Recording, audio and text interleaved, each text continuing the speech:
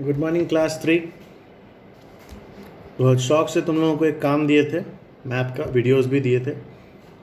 पता नहीं बिजी हो बहुत ज़्यादा तुम लोग लगता है, या शायद मम्मी पापा को टाइम नहीं है कि इस लॉकडाउन में जबकि सब फ्री है उस वक्त भी जो छोटा सा काम दिया जाए उसको कंप्लीट कर ले।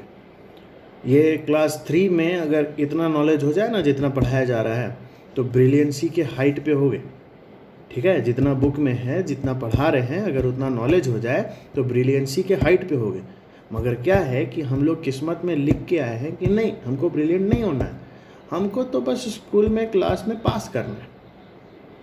ये क्वेश्चन तुम लोग से पूछा नहीं जाने वाला था, ये शौक से दिए थे ताकि तुम लोग को आइडिया हो जाए कि आखिर अमेरिका कहाँ है, साउथ अमेरिका कहाँ है, यूरोप कहाँ है, अफ्रीका कहाँ है, ऑस्ट्रेलिया कहाँ है, एंटार्क्टिका कहाँ है। मगर क्या है, मन नहीं है हमको, हम क्यों करें, है ना। मत करो, मत करो, अच्छी बात है। चलो अगला चैप्टर शुरू करते हैं। आवर कंट्री इंडिया के बारे में आज हम लोग पढ़ेंगे। ठीक है इंडिया के बारे में जब पढ़ेंगे तो इंडियन मैप के बारे में पढ़ेंगे, इंडियन लोकेशन, इंडिया के क्या बोलते हैं जियोग्राफिकल लोकेशन के बारे में पढ़ेंगे, बहुत कुछ पढ़ेंगे। India is located in the southern part of the continent of the Asia. अब तुम लोग वो डायग्राम बनाए होते तो तुम लोगों को पता होता कि इंडिया किस कॉन्टिनेंट में है। पता तो होता ही, लोकेशन भी पता होता। इतना बड़ा सा एशिया है, इतना बड़ा सा अगर एशिया है तो इंडिया निचले हिस्से साउदर्न पार्ट, नॉर्दर्न में नहीं है, साउदर्न में, ऑपोजिट। ठीक है, नॉर्दर्न में नहीं है बल्कि साउदर्न पार्ट में है। तो एशिया कॉन्टिनेंट के सदर्न पार्ट में अपना इंडिया बसा हुआ है। India is the 7th largest and the 2nd most populated country in the world. दुनिया का सबसे ज़्यादा पॉपुलेटेड कंट्री में ये 2nd नंबर पे आता है, बस चाइना के तुरंत बाद इंडिया है। Over 100 crore people live here. 100 crore से भी ज़्यादा, 130 करोड़ के करीब लोग रहते हैं इंडिया में। The land surface of the India is not uniform. India का लैंड सर्फेस यूनिफॉर्म नहीं है, बहुत वैरायटी है। कहीं रेगिस्तान है, कहीं मिट्टी है, कहीं बालू है, कहीं पहाड़ है तो कहीं नदी है, कहीं प्लेन एरिया है, उपजाऊ ज़मीन है तो बंजर रेगिस्तान ज़मीन है राजस्थान जैसे जगह में। कहीं बहुत बारिश होती है जैसे मेघालय में, तो कहीं बिल्कुल बारिश नहीं होती है जैसे राजस्थान में।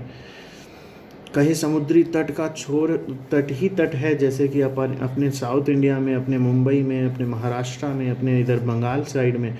तो कहीं पहाड़ है, एकदम ठंडा मौसम है, एकदम मस्त मौसम है, पहाड़ है, वैरायटी ऑफ पेड़ पौधा का चेंज है, अंतर है।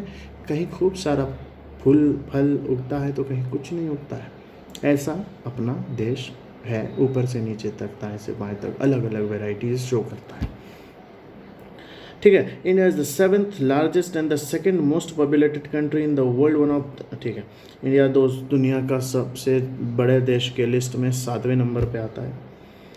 The land surface of the India is not uniform, it varies from place to place, islands हैं। ठीक है बता चुके हैं। The Himalayan mountain ranges, the northern part of the India has very high mountains. Northern part जो है, ऊपरी छोर, जो अपने देश का ऊपरी छोर है, वो बहुत ही बड़े बड़े माउंटेन्स से बना हुआ है, पहाड़ों से बना हुआ है, चट्टानों से बना हुआ है। Mountains are portions of the earth raised from the surrounding area and a chain of mountain square. अब देखो बहुत सारा माउंटेन एक साथ है, मान लो यहाँ पर एक पहाड़, यहाँ पर एक पहाड़, यहाँ पर, तो ये यहाँ से यहाँ तक का एक माउंटेन रेंज कहलाता है, पूरा का पूरा माउंटेन रेंज कहलाता है। These mountain ranges are very high and very cold. ये माउंटेन रेंजेस बहुत ऊंचाई पे हैं और बहुत ठंडे हैं, बहुत ठंडे। Some of the mountain peaks are forever covered with snow। ऐसा माउंटेन है जहाँ हमेशा स्नो रहता है, गर्मी में, सर्दी में, हर वक्त स्नो ही स्नो, बर्फ ही बर्फ। Mount Everest is the highest peak of the world. Mount Everest दुनिया का सबसे ऊंचा चोटी है पहाड़ का। It is located in Nepal. ये नेपाल में located. It is a part of the Himalayan range. Himalayan range का ये एक हिस्सा है, अपना एक पार्ट है। ठीक है, तो ये तुम्हारा यहाँ तक है। उसके बाद है the Himalayan mountains stretch from the north west to the north east. They stop the cold winds blow from the north without them the plains of the northern India would be freezing and covered with snow। अब यहाँ का ये बहुत important part है कि ये जो northern mountain ranges है, इसी वजह से हम लोगों का जो नॉर्थ इंडियन विंड्स है जो बाहर से बह के आ रहा है वो फ्रीज कर देता अपने प्लेन एरिया को, मगर नहीं कर पाता है क्योंकि वहाँ पे वो रुक जाता है, उससे इधर नहीं आ पाते, इतनी ऊंचा माउंटेन से कहाँ इधर पार कर पाएगा।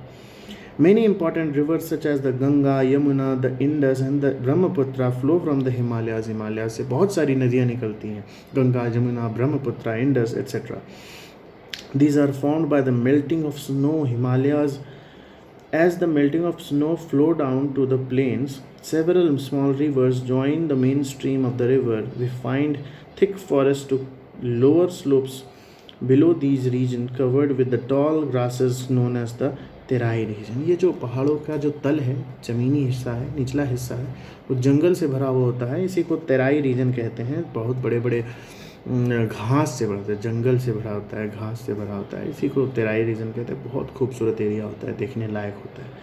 तो ये था तुम लोगों का अगला चैप्टर। आगे बढ़ेंगे कल से।